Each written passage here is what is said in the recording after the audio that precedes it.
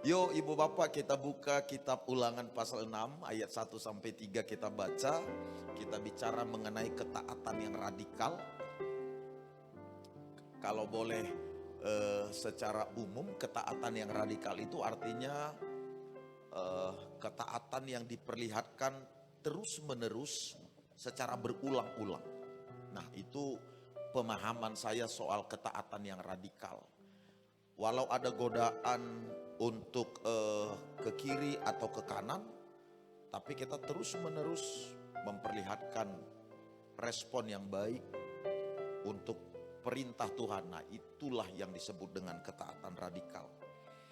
Ulangan pasal 6 ayat 1 sampai 3 walau tidak secara eksplisit atau tidak secara khusus konteks ini bicara mengenai ketaatan yang radikal, tapi secara umum ini sedang mengarahkan supaya anak-anak Tuhan, orang-orang percaya terus menerus memperlihatkan ketaatan yang berulang-ulang diperlihatkan. Begitu kira-kira konteksnya. Ulangan pasal 6 ayat 1 sampai 3. Kalau saudara sudah ketemu, kita baca bersama-sama Bapak Ibu.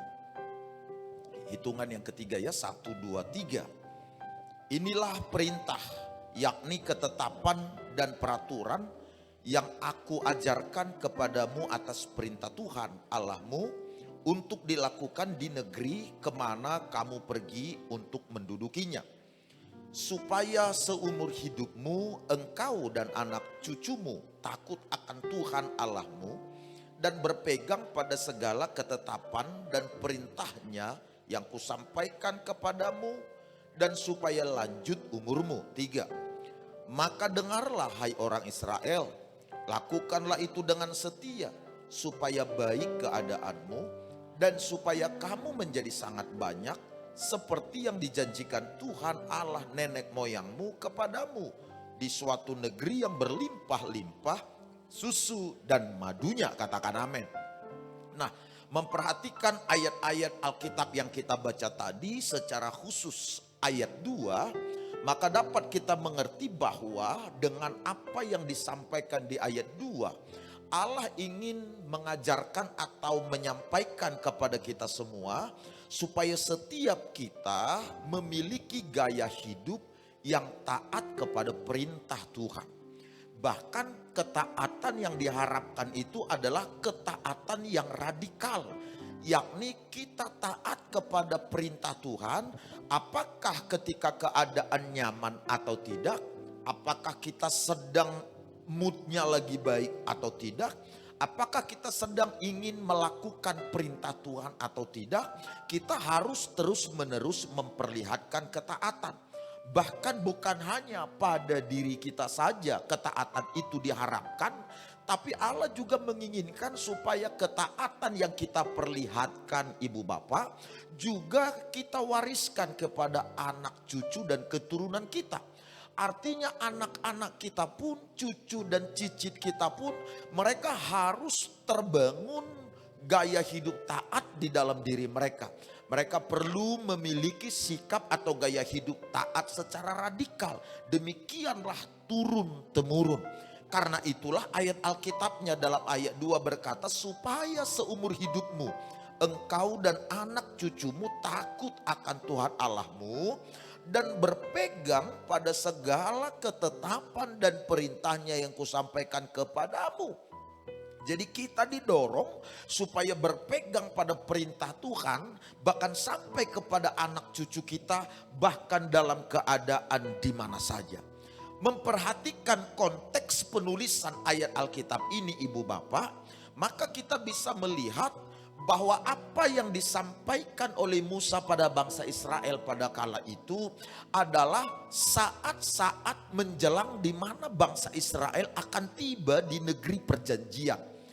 Allah kepada Abraham menjanjikan supaya keturunan Abraham, yaitu bangsa Israel, memiliki tempat yang makmur, tempat yang subur, tempat yang nyaman sebagai upah dari ketaatan yang diperlihatkan Abraham kepada perintah Allah. Jadi pendek kata ibu bapak, karena nenek moyang kita, nenek moyang Israel yang namanya Abraham taat secara radikal kepada Tuhan, karenanya Allah memberikan respon kepada ketaatan itu dengan menjanjikan negeri yang berlimpah-limpah susu dan madunya kepada keturunan Abraham, yaitu Israel, dan juga kepada kita sekalian yang adalah keturunan secara rohani dari Abraham. Alkitab telah menggambarkan kepada kita bagaimana soal ketaatan Abraham ini tidak ada duanya ibu bapak. Sebelum Abraham bertumbuh dalam iman dan pengenalan akan Tuhan secara baik, firman Tuhan datang pada Abraham. Ketika dia masih bersama dengan ayah dan ibunya kurang tahu karena hanya ayahnya dicatat dalam kitab Kejadian ya. Ketika Abraham masih tinggal bersama dengan orang tuanya, Allah datang dan berkata, Abraham, tinggalkan negerimu, sanak saudaramu, keluargamu, pergilah menuju negeri yang akan kutunjukkan kepadamu. Segera saja Abraham berkemas lalu berangkat mengikuti perintah itu. Herannya Abraham tidak interupsi atau klarifikasi atau konfirmasi baik mengenai negeri yang akan ditunjukkan kepadanya, baik mengenai rute perjalanan yang akan ditempuhnya, termasuk mengenai waktu dan akan hal-hal apa yang menghadang di depan. Abraham tidak perlu mencari tahu semua itu. Hanya saja Abraham tahu bahwa yang bicara ini adalah Tuhan Allah. Ketika Tuhan Allah yang bicara, maka cocok atau tidak, jelas apa tidak, nyaman apa tidak, clear apa tidak rutenya, apa yang menghadang di depan. Abraham tidak perlu yakin dan tidak perlu tahu dulu semua itu. Abraham merespon panggilan itu dan tiba di negeri perjanjian sebagaimana yang diperintahkan Tuhan. Itu salah satu tanda bahwa Abraham ini taat secara radikal kepada Tuhan Allah. Kalau kita ibu bapak agak berbeda kan. Kalau firman Tuhan datang kepada kita, Sianu katanya, Polan, kamu harus tinggalkan pekerjaanmu dan harus melayani aku dengan full hati, full waktu. Lalu setelah mendengar perintah itu yang kita lakukan biasanya apa? Aku mesti bertanya dulu dan berdoa dulu, harus bergumul dulu. Jangan-jangan ini bukan dari Tuhan atau memang ini dari Tuhan. Nah, kita ini tampak lebih rohani dari Abraham ibu bapak. Abraham itu begitu dia tahu kalau itu adalah perintah Tuhan, suara Tuhan, dia ikut saja. Nah, kalau perintah Tuhan datang kepada kita, hei Sianu, pergi melayani. Tuhan, apakah benar panggilanku melayani? Nah, kita masih nanya lagi sama Tuhan. Begitulah keistimewaan kita, makanya kita tidak bisa disebut sebagai bapak orang beriman. Karena kita ini terlalu banyak tanya, lambat bertindak. Terlalu banyak bicara, sedikit bekerja. Itulah kita. Lalu kita berharap berkat besar. Lalu ibu bapak, Alkitab kembali menjelaskan mengenai kualitas ketaatan Abraham berikut apa. Setelah Abraham punya anak, lama dinanti-nantikan anaknya ini. Satu-satunya lagi semata wayang. Abraham ini kaya raya, dia butuh seorang ahli waris untuk mewarisi kekayaannya. Lalu kemudian ahli warisnya yang sudah dipersiapkan bertumbuh besar ini tiba-tiba diminta oleh Tuhan Allah, Abraham, persembahkan anakmu kepadaku di sebuah bukit namanya Bukit Moria. Lagi-lagi ini permintaan yang tidak masuk akal dari seorang Tuhan Allah yang maha besar. Tapi hebatnya Abraham tidak menunggu persetujuan kepala desa, persetujuan tokoh-tokoh masyarakat sekitar, persetujuan keluarga besar, termasuk persetujuan istrinya. Dia tahu istrinya tidak setuju. Makanya dia tidak terlalu harus meminta persetujuan istrinya. Istrinya setuju tidak setuju, dia tahu ini adalah perintah. Makanya dia lakukan. Dia berangkat pagi-pagi buta membawa Ishak. Lalu pergi berjalan menuju Bukit Moria.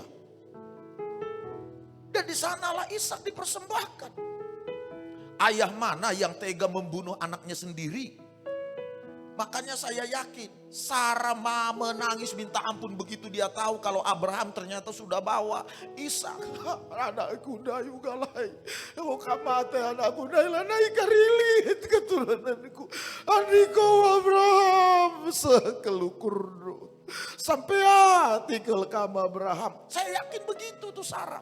Makanya begitu dia tahu Abraham pergi bawa anaknya Ishak untuk dipersembahkan, kitab Kejadian menyiratkan. Maka Sarah pulang meninggalkan Abraham. Sarah pergi ke negeri yang lain, dia tinggalkan Abraham. Makanya begitu Sarah mati, Alkitab memberitahukan Abraham harus datang ke tempat Sarah mati. Sejak kapan tidak sama mereka? Sejak Abraham bawa Ishak untuk dikorbankan. Nah begitu ibu bapak. Lihat taatnya itu. Dia ambil pisau, dia siap menghujamkan. Sampai suara terdengar, Abraham stop. Aku sudah tahu ketaatanmu. Aku tahu imanmu. Sampai begitu suara dia dengar baru Abraham berhenti. Coba ibu bapak. Kalau kita anak-anak Tuhan. Nakku persembahkan mobilmu itu untuk GB Live Spring. Susah kita bilang kayaknya ini suara setan ini.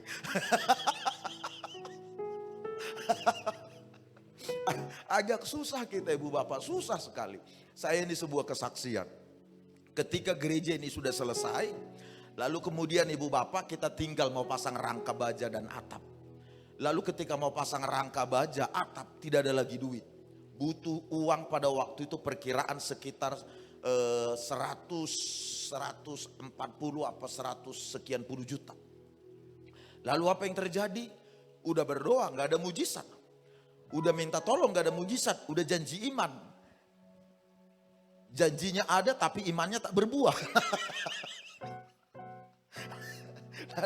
Lalu apa yang aku buat? Aku bilang beginilah Tuhan, beginilah mak. Aku bilang udah nggak jelas ini, nggak mungkin gereja ini nggak pakai atap, nggak mungkin, pasti problem. Lalu kalau begitu apa? Lebih baik gereja selesai daripada saya pakai mobil. Maka pada kala itu mobil Avanza saya jual. Jualnya di apa itu Google itu, apa namanya ya? Yang jualan di apa online itu, apa sih namanya? Kayak beli-beli.com itu. Ini saya jual di Google online. Apa namanya? Apa? OLX, ada satu lagi dulu. OLX belum ada waktu itu. Masih ada satu lagi. Pokoknya jualannya di online lah. Maka saya foto Avanza. Lalu saya post. Bam, dijual. Harganya 110 juta. Ya loh Bapak Ibu. Begitu dijual tayang ini, datanglah penawaran. Ada yang menawar dari Medan, ada yang menawar dari Batam, ada yang menawar dari Bandung. Terakhir dari Bandung paling cocok. Harganya dekat dengan harga 110 juta.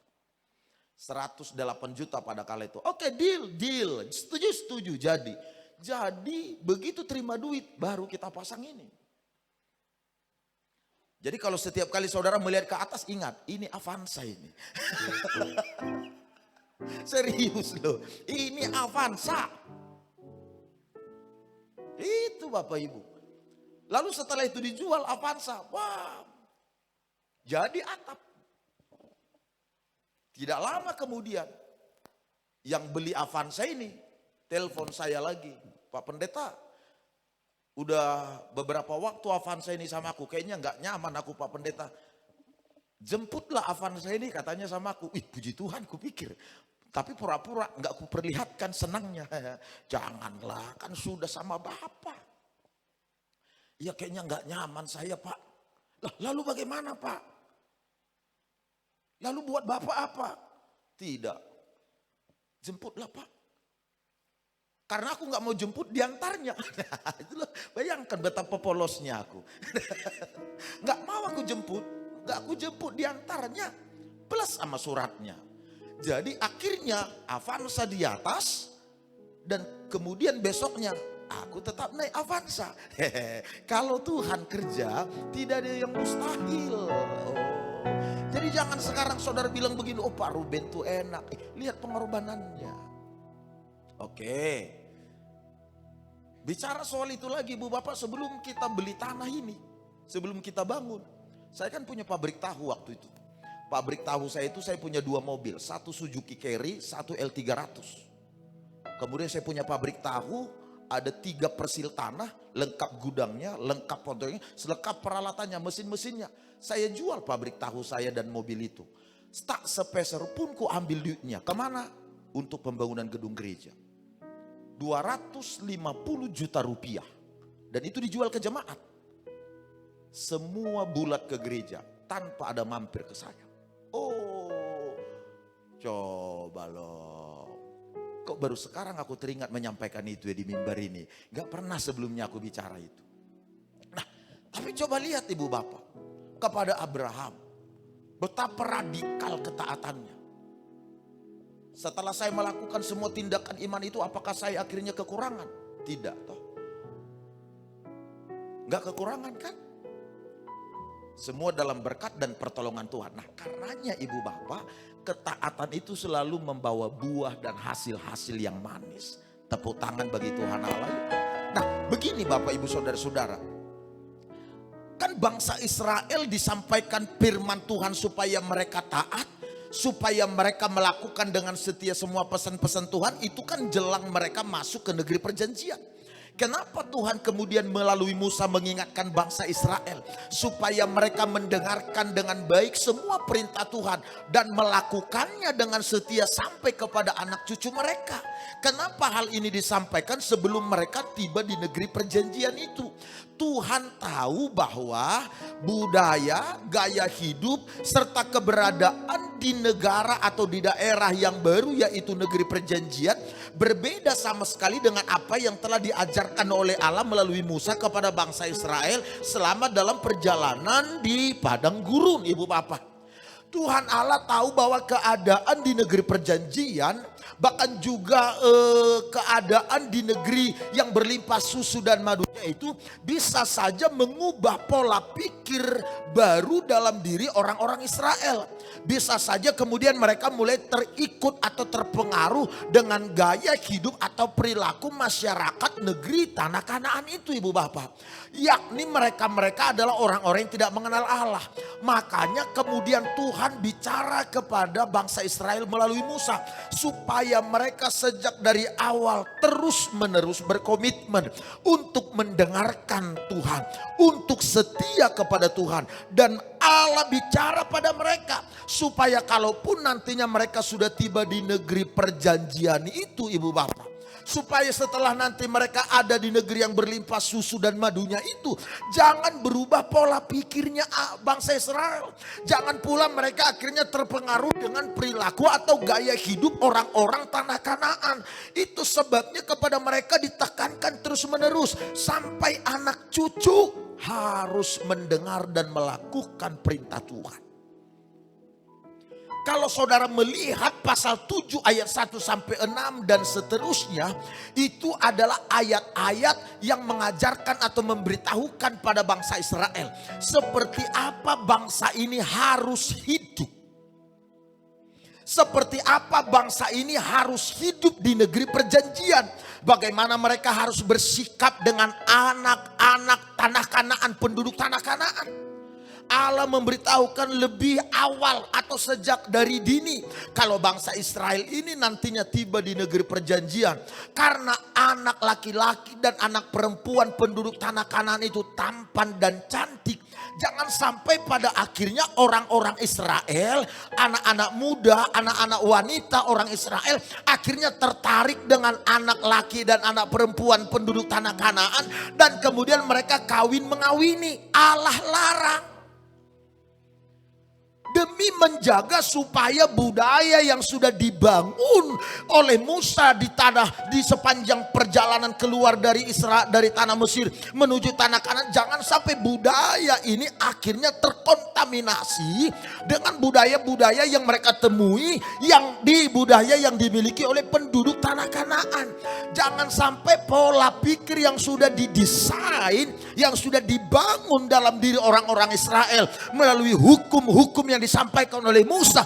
Jangan sampai budaya dan pola pikir mereka akhirnya tergerus, lalu dipengaruhi oleh budaya, perilaku dan pola pikir yang mereka temui di tanah Kanaan. Makanya Allah ngomong sama mereka, jangan sampai kawin mengawini. Itu sebabnya ibu bapak peraturan Alkitab perjanjian lama itu dalam hal kawin mengawini pun sangat ketat.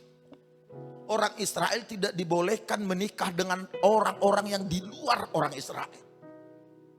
Karena apa? Pertaruhannya adalah pola pikir, gaya hidup, budaya, kepercayaan, itu pertaruhannya. Yang membuat Raja Salomo akhirnya jatuh. Apa sebenarnya?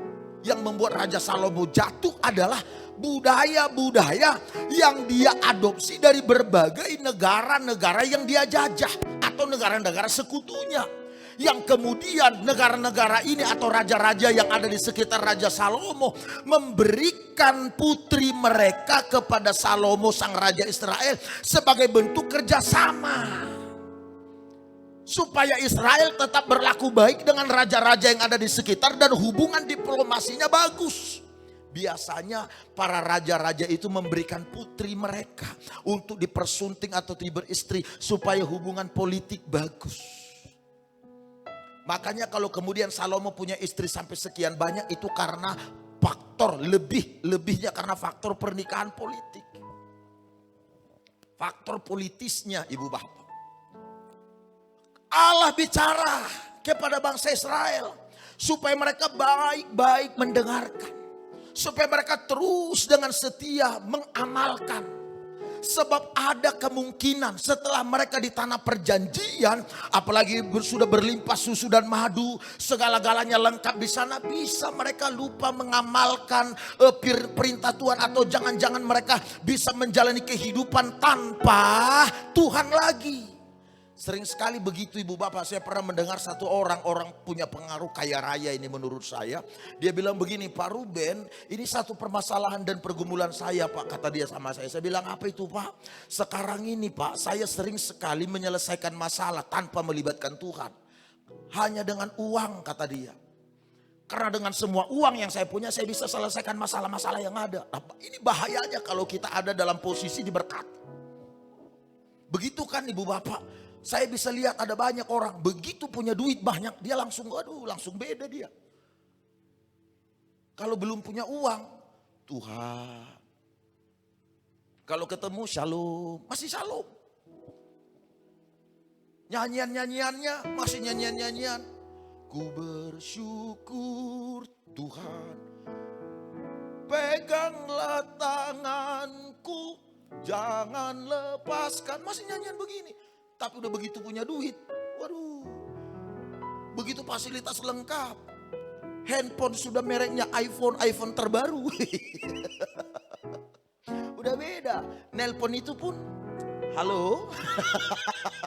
Supaya dilihat orang, agak digoyang dulu, halo. Tapi coba kalau ya kualitas rendah, agak tunduk-tunduk, halo. Supaya jangan dilihat orang mereknya.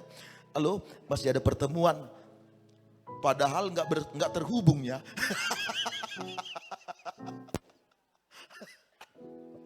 Kita mau udah berubah. Coba kalau jam tangan saudara harganya sudah 5 juta, 7 juta, 15 juta. Pasti dikit-dikit lihat jam.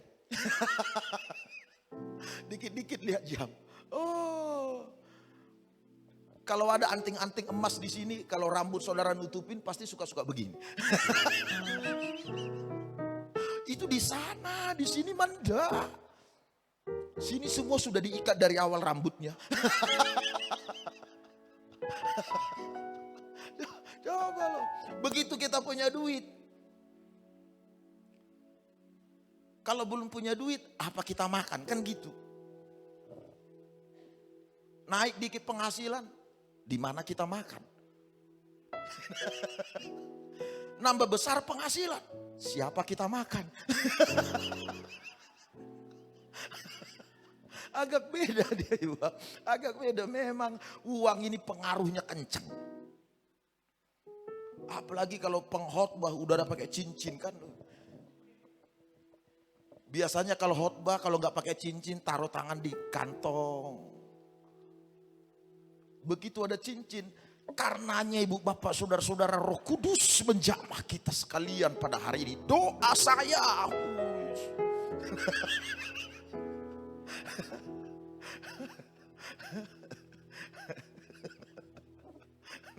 Itu. Saya berdoa biar Tuhan memberkati. Harusnya begini.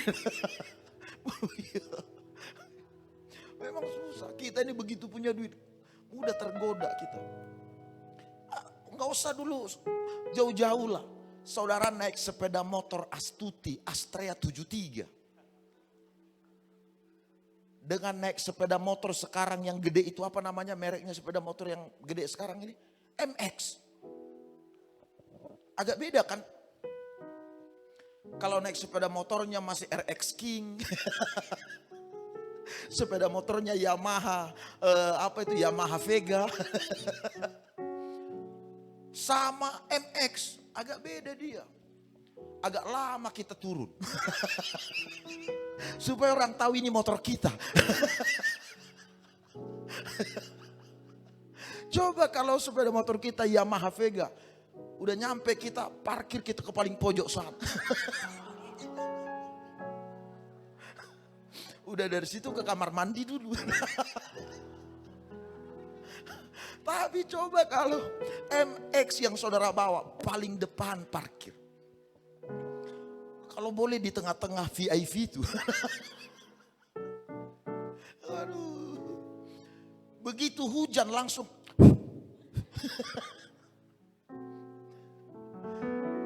Tapi coba kalau Vega. Hujan, saudara naikin aja terus. Gak enak lama-lama diliatin orang.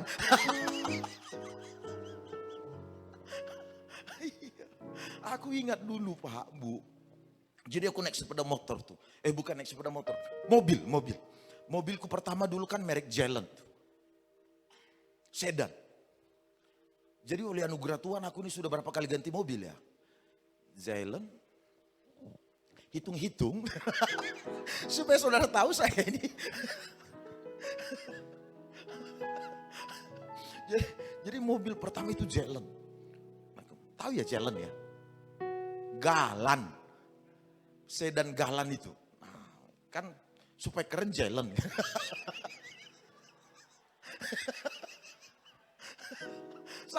Sama kayak nama orang Samosir.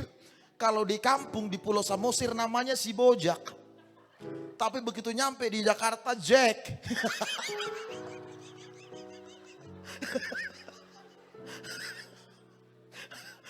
Begitu ini Ibu Bapak. Jadi saya pakai Jalen lah.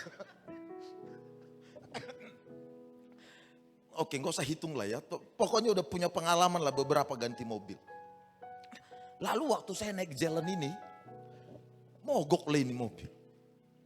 Pas pulang khotbah, saya diundang. Khotbah, mobilku ini paling jelek, paling tua. Jadi parkirnya enggak, apalagi saya waktu itu khotbah di depan di sebuah perumahan villa di Kota Medan. Kulihat mobil-mobil keren-keren semua di sini. Di mana lah aku bikin mobil senior ini? Inilah mobil paling senior pada kala itu. Saya yakin kalau saya jalan, kalau beras tagi Medan Ibu Bapak, dari tengah pun aku pas garis putih itu, di situ pun ku bikin posisi mobil ini. Mobil yang lain itu mengalah dia. Dia tahu diri, ini nenek lewat gitu kira.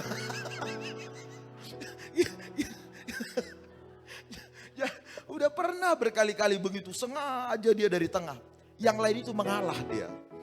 Ya dia pikir lewat bolang. Jadi Ibu Bapak mogok nih mobil. Doaku bilang, Tuhan jamahlah mobil ini, berkatilah mobil ini. Ku starter hidup. Jadi Tuhan kadangkala melihat doa kita dan mobil kita. Serius loh. Doa kita itu Tuhan hargai kadangkala. demi membela kita.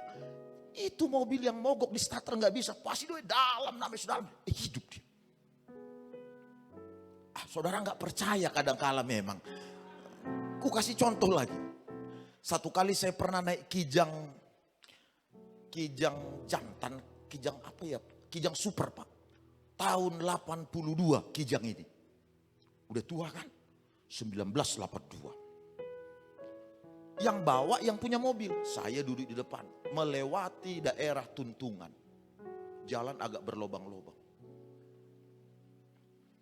Waktu menuju satu tempat ke Aceh, saya sudah lihat mobil ini kayaknya kurang nyaman saya ini. Menuju Aceh ini. Waduh ini bisa bahaya nih mobil saya pikir. Tapi waktu itu saya doain, Tuhan tolong. Sampai pulanglah kami dari Aceh Tuhan, kalaupun mau masalah mobil ini. Begitu doa saya. Jangan permalukan hambamu gitu. Karena mau pelayanan ke Aceh. Benar ibu bapak. Begitu pulang dari Aceh, mau naik ke Brastagi, lewat Tuntungan. Ada problem di mobil ini. Pas jalan mobil ini geruk, namanya tahun 82. Tiba-tiba ban mobil sebelah kanan yang paling depan lepas dan lari duluan ke depan.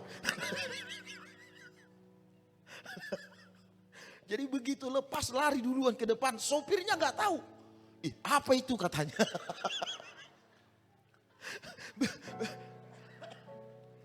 Begitu ban ini lari ke semak-semak, krosok gitu. Apa itu katanya sama aku. Lalu aku bilang, ban mobil kita Pak. Baru dia berhenti, dia lihat benar bannya sudah lari duluan. Tuhan tolong, coba waktu mau ke Aceh tadi itu, di jalan besar itu lari bannya duluan. Lakin gue bahaya Kak Due. Jadi menuju pulang Brastagi, kambuh mobil ini. Bannya lari duluan. Dan kami yang di atas tidak terasa. Itu hebatnya. Jadi kalau mobil kita punya problem, berlaku doa itu. Tergantung pada doa dan mobil kita. Dan satu lagi, doa dan mobil kita dan dompet kita. Sering-sering saudara doakan, Tuhan ganti mobil itu. Haleluya. Ini berita baik.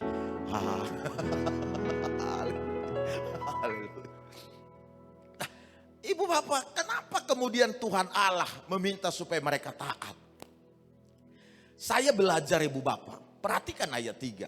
Di samping memberitahukan pentingnya bangsa Israel memperlihatkan atau memiliki gaya hidup taat secara radikal, terus menerus, Tuhan juga ingin mengajarkan atau memberitahukan kepada bangsa Israel bahwa ketaatan adalah satu-satunya kunci untuk kita bisa hidup dalam berkat Allah. Satu-satunya kunci. Gak ada jalan lain ibu bapak. Kalau kita ingin tinggal dalam berkat Tuhan, ingin mengalami berkat Tuhan, satu-satunya kunci adalah ketaatan. Boleh katakan amin. Coba lihat di ayat 3 apa yang dicatat dalam Alkitab saudara. Ayat 3 itu kita baca sama-sama. Demikian firman Tuhan ya. Ayat 3, 2, 3 iya. Maka dengarlah hai orang Israel. Lakukanlah itu dengan setia supaya baik keadaanmu dan supaya kamu menjadi sangat banyak seperti yang dijanjikan Tuhan Allah nenek moyangmu kepadamu di suatu negeri yang berlimpah-limpah susu dan madunya. Perhatikan kalimat bagian awal disampaikan, dengarlah, lakukanlah itu dengan setia. Artinya dengan taat ibu bapak, bahkan taatnya secara radikal. Supaya apa? Supaya baik keadaanmu, supaya sangat banyak keturunanmu. Selain saya, ini memberitahukan kepada kita bahwa alasan kenapa perlu taat di hadapan Allah. Karena ketaatan adalah kunci supaya kita bisa tinggal di dalam berkat Tuhan. Ketaatan adalah satu-satunya jalan supaya kita bisa mengalami berkat dan kemurahan Tuhan yang terus menerus. Kalau saudara memperhatikan nanti apa yang dicatat dalam pasal 7 ayat 12 sampai 15. Di situ dijelaskan kembali bahwa apabila kita sungguh-sungguh mendengar firman Allah dan menjalankannya, maka berkat ini akan datang. Kita akan diberkati di sini, kita akan diberkati begini. Itu keterangan pasal 7 ayat 12 sampai dengan ayat 15. Begitu pula dengan apa yang dicatat di dalam pasal 11 kitab Ulangan. Ulangan 11 ayat 8 sampai 32 memberitahukan kepada kita yang lebih luas lagi, lebih dalam lagi tentang bagaimana ketaatan ini menjadi kunci supaya kita bisa mengalami berkat Tuhan dan tinggal di dalam berkat Tuhan yang berkelimpahan itu. Makanya di situ disebutkan ketaatan adalah kunci mengalami berkat dan ketidaktaatan itu adalah kutuk, kata pasal 11 itu Ibu Bapak.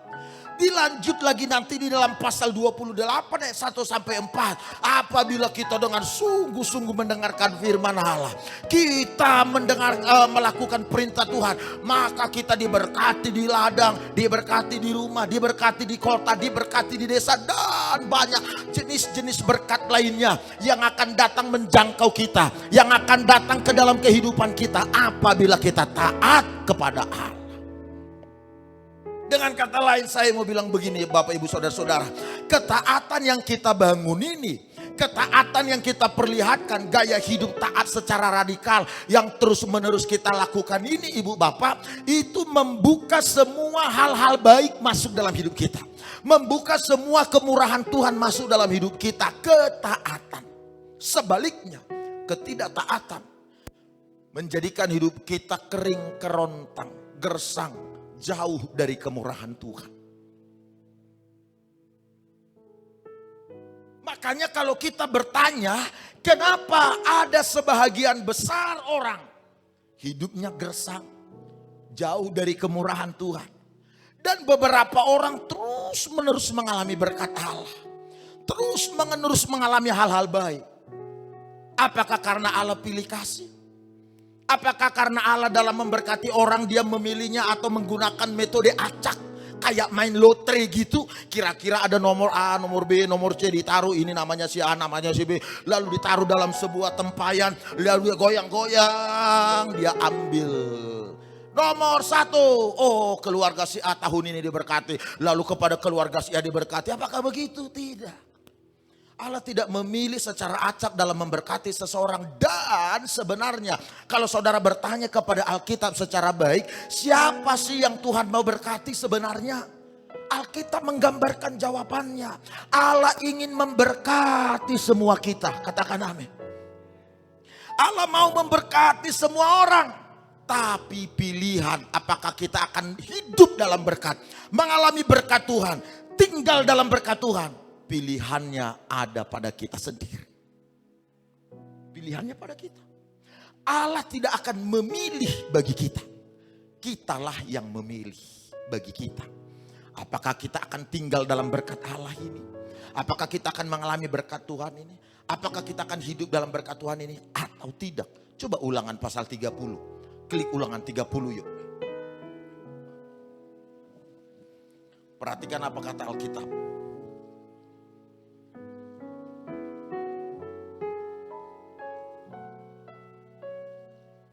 Ayat 19 kita baca. Ulangan 30 ayat 19 bersama-sama. Kita baca bersama 2, 3, iya. Aku memanggil langit dan bumi menjadi saksi terhadap kamu pada hari ini. Kepadamu kuperhadapkan kehidupan dan kematian, berkat dan kutuk. Pilihlah kehidupan supaya engkau hidup, baik engkau maupun keturunanmu. Hebat sekali. Allah memperhadapkan pada kita dua pilihan. Berkat dan kehidupan. Kutuk. Apalagi? Kutuk. Kehidupan dan kematian. Berkat dan kutuk. Dua ini diperhadapkan. Lalu Alkitab bilang apa? Tuhan Allah ngomong apa? Pilihlah. Kan kita yang diminta memilih Ibu Bapak. Allah tidak pernah memilihkan jenis berkat, apakah kita diberkati apa bukan. Oh, jangan saudara berpikir hanya karena kita ini adalah orang-orang tertentu, lalu Allah akan kasihan. Aduh, kasihan dia, diberkatilah dulu dia hari ini. Agak sabar kam dikit ya, kam nanti nyusul sesudah dia. Enggak begitu. Kita yang memilih, kita mau diberkati atau mau tidak. Kita mau mengalami atau tinggal dalam berkat Tuhan atau tidak. Yang mau tinggal dalam berkat Tuhan boleh lambaikan tangan tinggi-tinggi, boleh kasih tepuk tangan bagi Tuhan Allah ya. Kita yang memilihkannya ibu bapak. Nah oleh karena itu tugas kita adalah memilih. Dan cara supaya kita tinggal dalam berkat Allah, cara memilihnya adalah taat pada Tuhan. Sudah. Gak ada pilihan lain. Taat saja pada Tuhan. Tuhan ngomong apa? Taat saja pada Tuhan. Tuhan bilang apa? Taat saja pada Tuhan. Saudara dengar firman Tuhan. Ini saya kasih contoh lagi. Pengalaman saya. Satu waktu ketika saya masih anak muda, merintis gereja ini. Lalu saya pertama sekali dilantik jadi pendeta. Pendeta pembantu pada kala itu. Ketika saya dilantik, lalu tiba-tiba pemimpin acara di persidangan itu bicara. Ibu bapak, dalam persidangan ini kita menghabiskan biaya sekian dan kita mendapatkan biaya sekian. Jadi kalau di total kita defisit. Nah karena bapak-bapak para pendeta sudah dilantik dan acara ini adalah acara yang masih menyisakan tanggung jawab. Saya minta semua saudara para pendeta tundukkan hati. Tanya pada Tuhan. Berapa saudara harus berkati untuk membantu pekerjaan Tuhan ini supaya tidak kekurangan. Berdoa semua. Berdoa saya. Ketika saya berdoa, Tuhan ngomong di hati. Gak tahu persis Tuhan ngomong apa enggak, tapi dari hasilnya aku tahu ini Tuhan yang bicara. Ruben, kasih semua yang kau punya. Itulah suara yang ku dengar. Kasih semua. Sisa duit saya itu tidak banyak untuk ongkos pulang dari Perapat ke Brastagi. Melalui Perapat, Siantar 1000 dolok, 1000 dolok Brastagi. 1000 dolok Kabanjahe Brastagi. Tapi suara itu datang lagi, kasih semua. Maka kemudian saya ambil amplop, semua duit yang tersisa di dompet saya taruh di dalam. Termasuk untuk ongkos saya pulang. Coba lihat, betapa nekatnya saya itu. Kalau mau dibilang radikal, ini radikal itu. Saya taruh semua, saya antar ke depan, saya bilang, Tuhan, saya sudah kasih semua, bahkan ongkos untuk pulang pun tidak ada lagi. Aku percaya kalau Tuhan suruh aku kasih, Tuhan yang buka jalan buat saya. Tidak kukurangi, tidak kutambahi apa yang saya sampaikan ini. Waktu itu usia saya masih anak muda, baru dilantik jadi PDP. Saya harus pulang. Begitu pulang, saya sebenarnya sudah punya sebuah kebutuhan. Ada tuntutan yang saya harus bayar, yang harus saya kejar. Yaitu untuk bayar rak piring, beli perabotan dan lain sebagainya. Karena baru kontrak tempat ibadah pada kala itu. Begitu selesai, saya masuk ke hotel. Sambil saya berdoa, siapa gerangan yang akan mengajak saya pulang? Dari satu kamar itu. Karena ada pendeta-pendeta satu ruangan sama saya. Ada yang ke Medan lah, ada yang ke Kabanjahe lah. Dan saya berlaku ramah pada mereka semua. Pak, bagaimana? Udah mau pulang belum? Ya pulang sebentar lagi. Aku berharap ditanya balik. Kamu kapan pulang? Gak ada yang nanya. Saya tanya lagi sama teman senior saya. Gimana Pak? Jam berapa pulang? Belum tahu nih, nantilah. Tidak ada yang nanya ke saya balik. Bapak pulang naik apa? Gak ada yang nanya. Pada akhirnya mereka sudah pulang semua, tinggal saya di kamar itu sendirian. Lanai butuh huyateiku.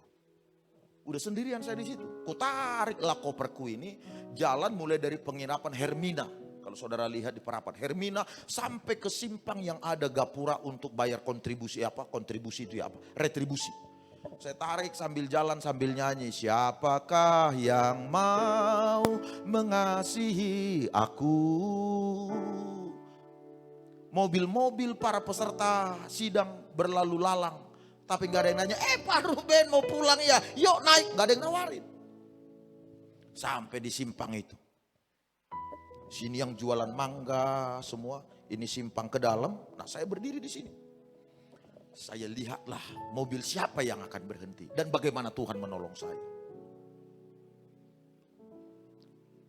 Saya nongkrong, mobil angkutan lewat. Gak mau aku nyetop, walau dia berhenti. Siantar, siantar katanya. Memang aku mau ke Siantar tapi ongkosku gak ada. Lewat. Berhenti satu kendaraan. Pak pendeta mau kemana? Mau pulang ya? Sudah agak malam. Oh iya Pak, mau pulang Pak. Ayo. Bapak mau kemana? Saya bilang. Mau pulang juga. Bapak lewat mana? Tapi kami masih mau mampir dulu di sana, di sini, di sini. Waduh. Ayo. Saya pikir nggak benar juga kalau mampir kemana-mana padahal dia bukan lewat Brastagi. Lewat lagi mobil. Pak Ruben, yuk naik. Baru ada yang ngajak. Yuk naik. Tapi saya cuma sampai Siantar ya Pak ya. Karena kami mau langsung lihat besuk mertua bla bla bla. Saya bilang puji Tuhan sampai Siantar gak apa-apa. Sampai saya Siantar. Di Siantar saya berhenti di Simpang 2. Siapa yang akan ajak aku untuk sampai di Kabanjahe. Lewat mobil, mobil persis. Lewat dari Simpang 2. Kujaten dua senina. Aduh, aku mau pulang tapi kelihatan gak ada angkutan lagi. Bukan gak ada angkutan, gak ada uangku. Tapi aku gak ngomong. Ayo naik. Aku mau ke Merek. Nyampe Kabanjahe lah Pak. Jangan tanggung-tanggung. Ya udah nyampe aku ke Kabanjahe. Sampailah saya Kabanjahe. Dari Kabanjahe saya naik Segantang Sira. Aku bilang, Silih, gak dong kosku sampai Brastagi ya. Dari Kabanjahe. Wah gak apa-apa, dari mana rupanya kamu katanya. Aku baru pulang dari Perapat. Ya sudah ayolah, gak bayar. Sampai aku di Brastagi. Ngemis sama orang enggak. Begitu nyampe di Brastagi ku buka gedung. Rumah kontrakan gereja itu. Serap. Sambil bersyukur, Tuhan terima kasih, Tuhan terima kasih. Terbuka pintu, kaget saya. Perabot rumah tangga sudah lengkap di dalam. Untuk yang mau ku beli tadi, semua sudah lengkap di dalam. Tidak tahu saya siapa yang bikin itu. Saya yakin, kapan itu diisi? Pada saat saya taruh pertaruhan iman saya, ketaatan saya. Saya yakin Tuhan kirim orang. Saudara pasti banyak nggak percaya kalau saya cerita hebatnya tangan Tuhan membela saya berkali-kali. Tapi itu salah satu contoh buah dari taat radikal pada Tuhan. Gak ada ongkos. Pertama sekali saya ke Kuala Lumpur, ke Malaysia. Saya kan ke Malaysia kan saya studi. Saya pernah saksikan ini beberapa tahun lalu 1 kali. Di Malaysia itu begitu saya ikut belajar, 45 negara, 2 minggu lamanya. Uang sudah habis. Habisnya uang itu begini. Gembala gereja bilang begini. Ibu bapak, kita sedang bangun sebuah tempat ibadah. Dan di tempat saudara ada kantong janji iman, ada amplop bla bla. Kasih janji iman, bla bla bla bla. Suara yang sama datang.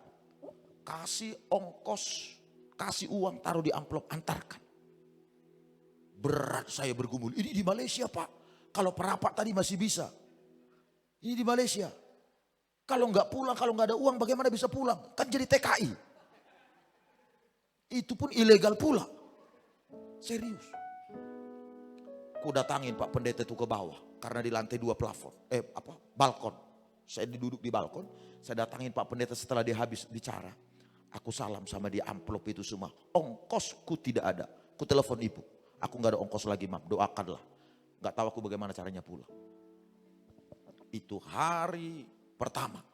3 hari lagi acara baru selesai. Belum ada tanda-tanda. 3 hari lagi, udah 2 minggu nih. Jadi aku gak tahu mau bikin apa. 3 hari lagi mau pulang. Duduk aku di balkon paling atas. Mendengar sesi serius. Tapi pikiranku bagaimana pulang ini. Bagaimana pulang. 3 hari berturut-turut.